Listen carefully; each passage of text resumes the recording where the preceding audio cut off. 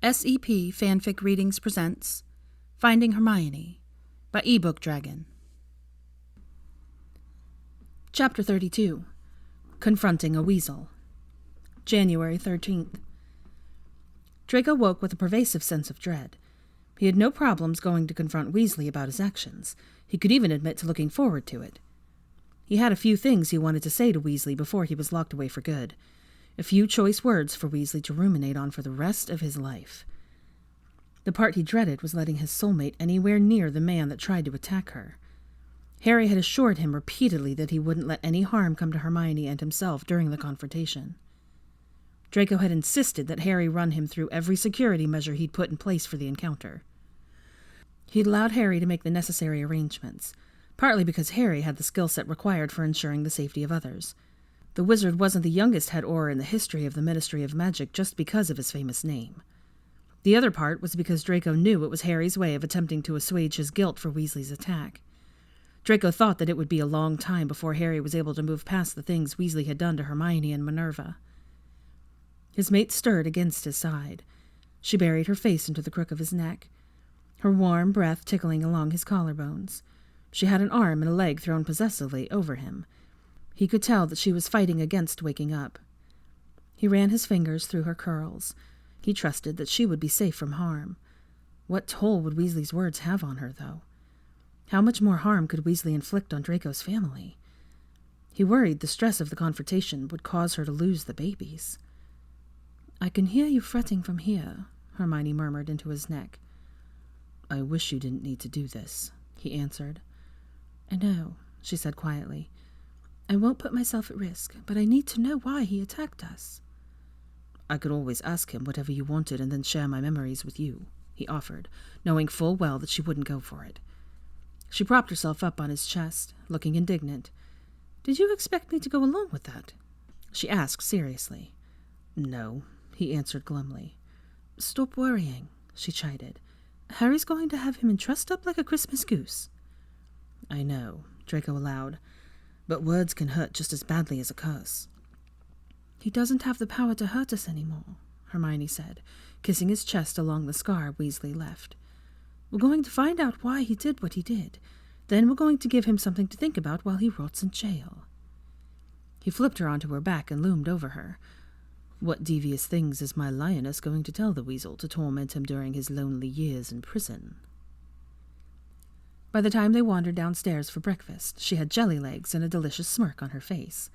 She sank gratefully into her chair and asked him to fix her a bowl of oatmeal. She kissed Rose on the forehead in greeting. "Mummy, we're going to be late for school," Rose informed them as she finished the last bits of her breakfast. Draco checked the time, and sure enough, Rose had to be at school in 15 minutes. "I'll take you when it's time," Draco said.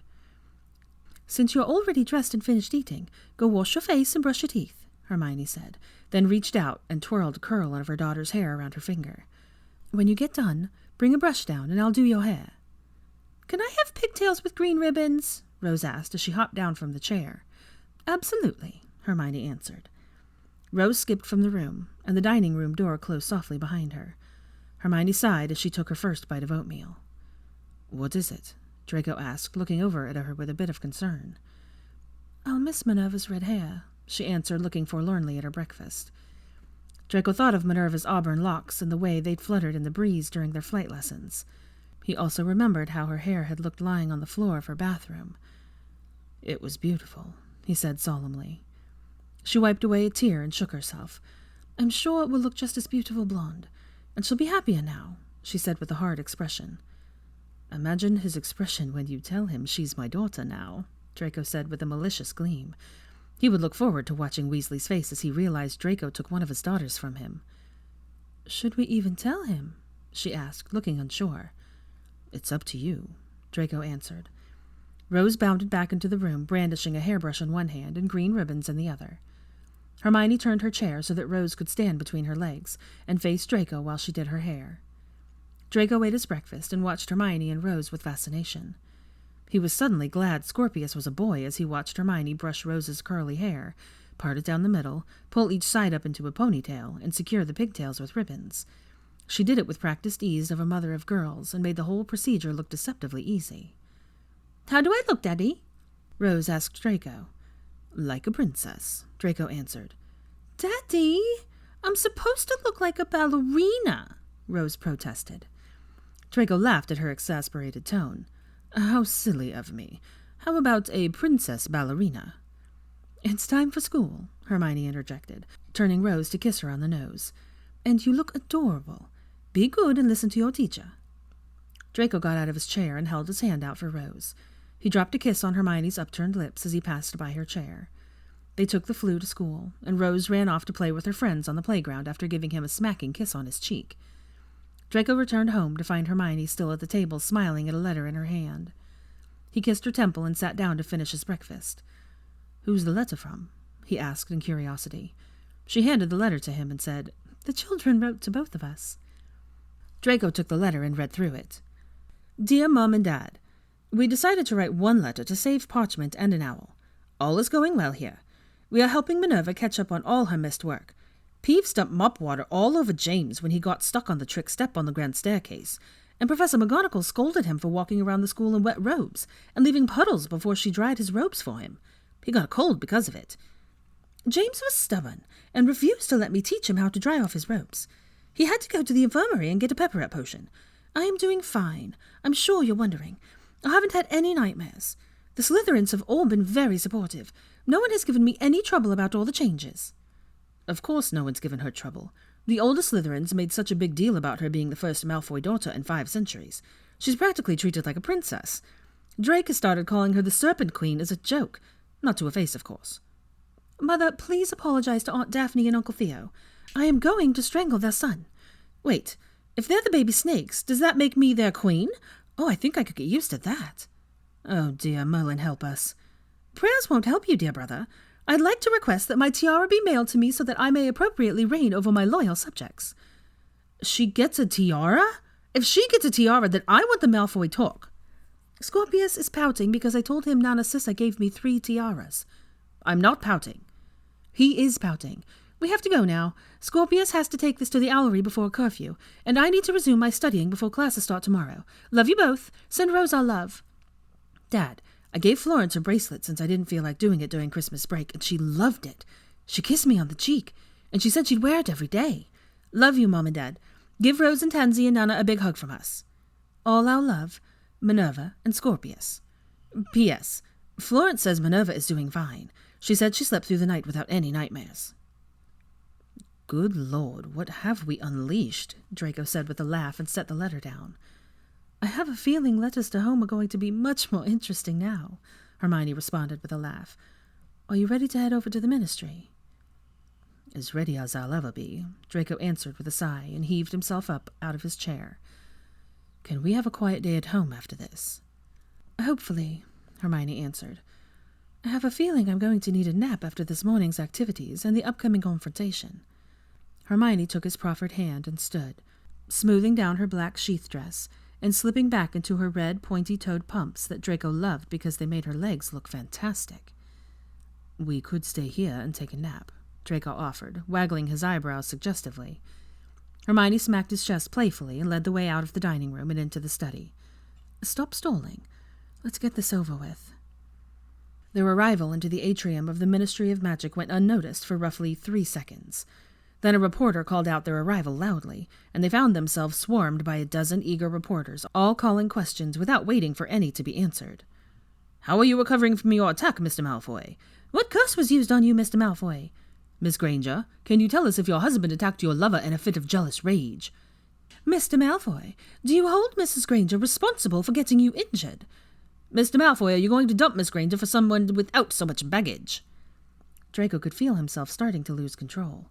He itched to hex the reporters into oblivion now. Hermione reached up and touched his face, exposing her cuffed wrist with the Malfoy crest fully displayed to the onlooking reporters. Draco nuzzled slightly into her hand, breathed deeply, and put an arm around her waist. He turned them to face the reporters, and Hermione rested her cuffed wrist on the lapel of his suit jacket. Hermione and I thank you for your concern for our well-being, and that's of our family during this trying time. All right, that's enough, Harry called, pushing through the crowd at the head of the group of Aurors. Harry greeted Hermione with a hug and a kiss on the cheek. He shook Draco's hand, and somehow managed to look pleased to see them and determined to get this all over with, all at the same time. Draco noticed the bruised knuckles on Harry's hand and looked at him with a question. Harry just shrugged a shoulder and turned to face the reporters. The flash of cameras captured the entire interaction. "Mr. Potter, how do you feel about having to arrest your best friend for attacking his wife's lover?" a reporter called from the back of the group. The same reporter that asked about Draco dumping Hermione. Draco made a note of the man, short, balding, and paunchy. If he kept up his line of questioning, he would be out of a job before he could say Quidditch. "Let's go," Harry said tersely, ignoring the reporter. Harry led them to the bank of elevators. The elevator stopped several floors down on a level Draco had hoped he'd never see again. Draco shivered as he took in the black walls and chill, dank air of the Ministry dungeons. The echo of the shoes of the Aurors on the black marble floor brought back memories of the time he spent here waiting his trial. Harry stopped before a large iron door and unlocked it with a tap of his wand. He opened the door and stepped into the room.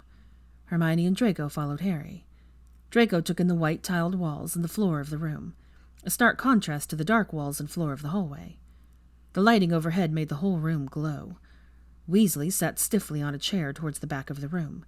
The chair looked similar to the one he'd been bound to during his trial. A clear wall separated the room in half, with Weasley on one side and them on the other. A white sofa sat on their side of the wall, facing Weasley. In the corner of the room sat a witch he didn't expect to be here. Luna Lovegood sat behind a small writing desk, with a stack of parchment and a purple quick quotes quill, the kind the Ministry used for quickly taking statements, not the green ones that reporters used for embellishing stories. She had radishes dangling from her ears and a necklace of bottle caps around her neck over horrid puce-green robes. Hermione noticed the strange witch as well and looked questioningly at Harry before greeting Luna. "Hello, Luna. We didn't expect to see you here today." "She volunteered to record the proceedings," Harry said by way of explanation. "We thought you'd prefer someone you know. Now, we are running late this morning, so let's get this over with." "I told you the Malfoys would be 30 minutes late," Luna said with a sigh. Draco was a little surprised to hear Hermione and himself referred to as the Malfoys. Yes, male dominance and all that, I remember," Harry said impatiently, his ears turning a little red. "Let's get this over with." Hermione and Draco turned from Luna, who resumed her seat behind the table in the corner. They looked over at Weasley bound to a chair behind the glass partition. The last weeks had not been kind to the wizard that glared back at them. He had fresh bruises on his face like he'd been punched repeatedly recently, and a scraggly growth of beard. His eyes, though, were what startled Draco the most. Hatred, the likes of which Draco had never seen, poured from his eyes at the occupants in the room. Draco drew Hermione to him protectively as they seated themselves on the sofa facing Weasley. Hermione placed her hands demurely in her lap and crossed her ankles. Draco sat on her right, so that his wand hand was free to protect them if necessary. He wasn't making the same mistake twice. His left arm rested on her shoulders in a blatant display of protectiveness and possessiveness. He watched Hermione as she assessed the man she'd been married to for 13 years. He wondered what was going through her head as she took in his appearance. He saw sadness flit across her face, then anger and determination as Weasley continued to glare at them. She narrowed her eyes at Weasley, then turned to look at Harry. "Was the Veritaserum administered?" "Yes," Luna spoke up. 15 minutes ago. It should be taking effect now, and I have more of it if it wears off before we are finished." She looked over at Weasley with a surprisingly stern expression. "For the record, what is your name?" "Ronald Bilious Weasley," Weasley ground out through clenched teeth. His neck strained, as he seemed to try to fight the incarcerate spell that held him bound to the chair. "Remember to ask questions," Harry said, and gestured to Hermione and Draco to proceed. Draco looked at Hermione. He cared very little about questioning Weasley. He didn't have questions for him. Hermione would probably ask all the important ones anyway. He was here for Hermione, and vengeance. "Why?" Hermione started in a firm voice. "Why did you attack me that day?" Weasley continued to glare at them. "Because you took everything from me," he spat with vehemence. "What did Draco and I take from you?" she asked with a slight waver in her voice, aghast at his response.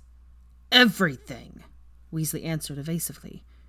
"What specifically did I take from you?" Draco asked angrily. If looks could kill, Draco imagined he'd be dead 100 times over by now. The malevolence coming off Weasley was palpable. He was glad they were separated by a glass wall. "To start, you took her," Weasley spat, nodding at Hermione. "There was always something that drew her to you. She defended you when we all knew you were just a good-for-nothing Death Eater. She became friends with your mother, despite my telling her not to. I could have fixed what happened between us if you hadn't stepped in on that day at the platform. She would have taken me back, but you turned her against me." Hermione tensed up at that statement. No doubt Weasley meant he could obliviate her into compliance again. She looked ready to protest his statement, but Draco placed a hand on her shoulder to stop her. Weasley was talking, answering questions without much prodding. Weasley fixated on Draco. The loathing was pouring off of him like a tidal wave seeking to destroy them all. "Then you started taking my kids. You convinced Rose to start calling you Daddy and to stay away from me. You made Minerva believe you were a better father than me. You took my right to teach my kids to fly." It was hard to keep his mouth closed at that. Weasley had the chance to teach his daughters to fly, and he'd almost gotten Minerva killed through his negligence. Weasley started turning red. His voice came out in an angry snarl. "You took my best friend. He didn't want anything to do with me after that day on the platform. We've been friends since we were 11 years old, and you came in and convinced him I was a bad guy." Harry snorted in derision of Weasley's assessment of the friendship that had developed between the two former rivals. Was Weasley that dense to believe that Draco had subverted their friendship? "You took my family from me. They liked you better, respected you more. You deceived them into thinking you were better for Hermione and the girls. I saw the pictures. I saw you deceiving her into loving you, and the pictures of you pulling her into your group of friends and brainwashing her into thinking you were something better than what you are, Death Eater scum." Weasley started mumbling and thrashing around, his head turning from side to side. Draco noticed Weasley's closed eyes like he was seeing the pictures flashing behind his lids. Pictures of you always in the paper. Every time I opened the paper, there you were, taking something else away from me. So many pictures, watching my wife being seduced away from me, my daughters being taken from me, my friends, my family. Every picture, you're taking something away. Everywhere I went, people looked at me in disgust, pity, hatred. People ignored me. I got booed when I walked out with the cannons at the game." Draco heard a gasp from behind them. He stared incredulously at Weasley. They lived their lives. Those pictures were of them living their lives, going about their business. Weasley hadn't factored into their lives at all when those pictures had been taken. Weasley's gaze turned to Hermione. He dropped the loathing he'd thrown at Draco. Now he looked more like a petulant child. "No one cared about me. No one cared about my side of the story. Reporters didn't hound me for details about our relationship. It was all Hermione Granger. I was just an inconvenient footnote in the story of Hermione Granger." Weasley's gaze landed on Harry to the side, and he spat. "Just like I was a footnote in the history of the Second Wizarding War, the sidekick of Harry Potter.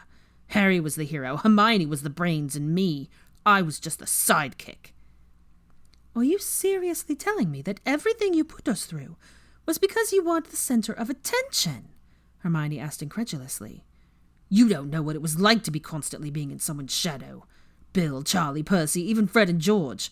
Why aren't you smart like Bill, or tough like Charlie, or studious as Percy, or as funny as Fred and George? I never measured up. At school, I wasn't Ron Weasley, I was Harry Potter's friend. And when we got married, I was Hermione Granger's husband. I was never my own person. It was just an extension of someone else."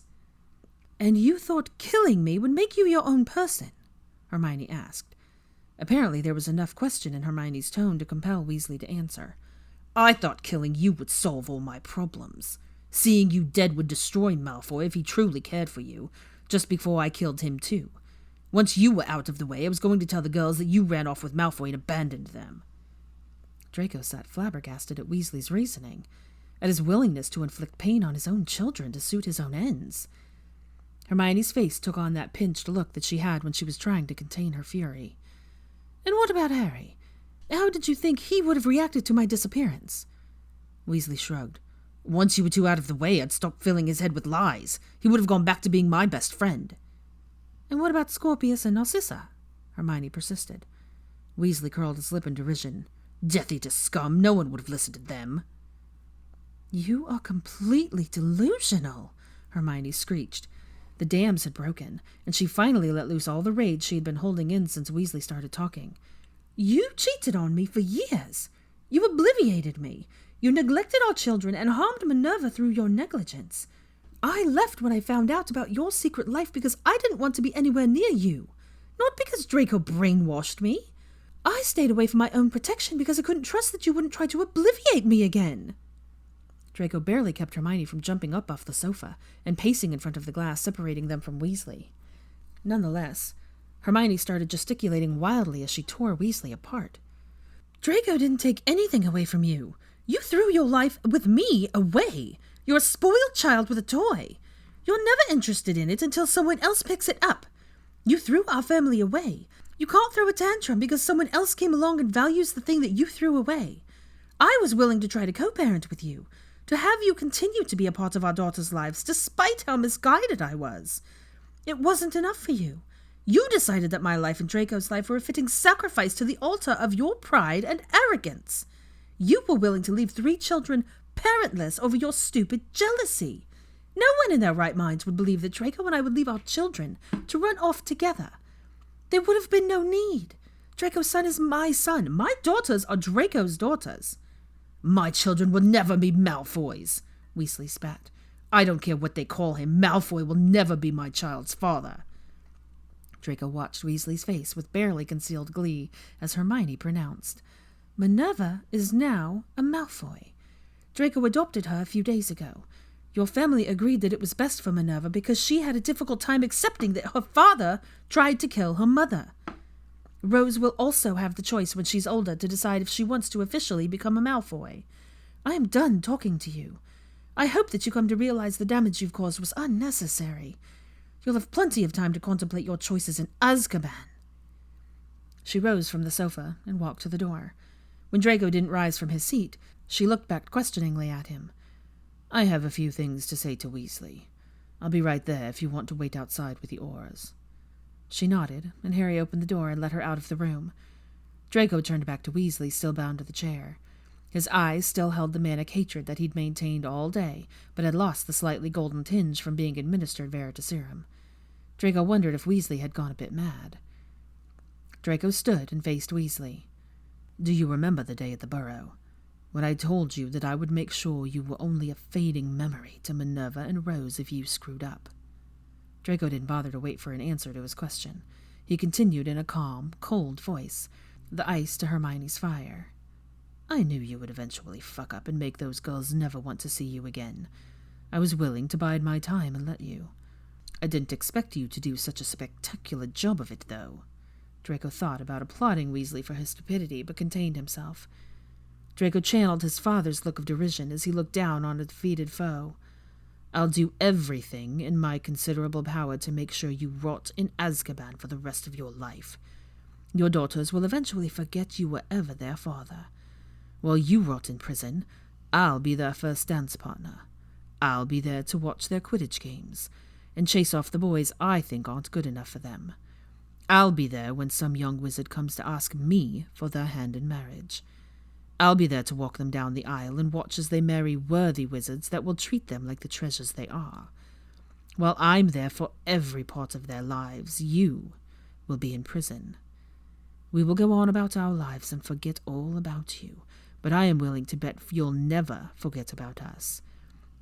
That thing you hate the most about your life, being a footnote in other people's stories, you brought that on yourself. You had it all, a loving family, a beautiful, intelligent wife that loved you, 2 beautiful daughters. I'm not sure about your life with Lavender Brown and your children with her, but I'm sure they were worth more consideration than what you gave them. Your sons and daughters will grow up without you, and I'm sure that's not a bad thing. You brought this on yourself, Weasley. I hope you rot. You deserve it. Draco turned his back on Weasley and crossed to the door. Luna gathered her sheath of parchment and quill. Harry opened the door, and they all left the room without giving Weasley a backward glance. Draco found Hermione leaning up against a wall outside the room. He crossed quickly to her and put an arm around her waist. "How are you?" he asked, cupping her cheek and kissing her tenderly. She melted into his embrace. "I'm glad that's over," she answered with a sigh. "After the trial tomorrow, we won't ever have to see him again." "Let's go home and start forgetting about him," Draco said.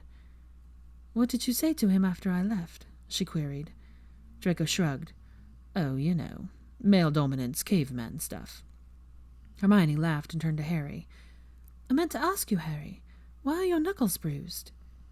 Harry looked at Hermione with a look of such profound sadness that Draco drew her closer to his side. I'll never tell, Harry answered mournfully. I wish I'd done it sooner, though. Hermione looked quizzically at him and opened her mouth to question him further when Luna cleared her throat. I need to deliver these to the MLE, she said, indicating the parchment in her hand. I would like to talk to you both in private sometime today, though. Of course, Luna, Hermione answered. Come over this afternoon for tea. Luna nodded seriously and walked away from the group. Do either of you know what that's about? Draco asked, indicating Luna's retreating form with his chin. Harry shrugged. Probably some cryptic statement that you won't understand until the middle of the night, where it will wake you up out of a dead sleep but will reaffirm why you should take her seriously, even when you don't understand. They walked out of the dungeons of the Ministry. Harry and the Aurors walked with them to the atrium. Draco pulled Harry aside while Hermione was distracted talking to one of the Aurors. Why did you beat him up? Draco asked. Harry looked hard at him. I meant what I said back there. I'll take the secret to my grave. If it's about Hermione, doesn't she have the right to know? Draco persisted. Harry sighed. I questioned him earlier this morning with Veritaserum about obliviating Hermione. I lost my cool. I almost killed him. I still want to kill him. She doesn't need to know, and neither do you. I'm asking you to trust me that it's better this way. Draco felt sick at what Harry was telling him without telling him. He didn't want to know the details. Sometimes it was kinder that way. He had a feeling that if he did know, he would go back and kill Weasley himself. Slowly. I know people that are in Azkaban. My father's gone, but I could pull some strings, Draco offered. The world would be better without Ronald Weasley in it. Harry gave him a look that made Draco wonder how many Slytherin tendencies the boy who lived had lurking in his depths. I know people, too. Just go about your lives and forget about him. Ronald Weasley will truly be nothing more than a fading memory. For all of us.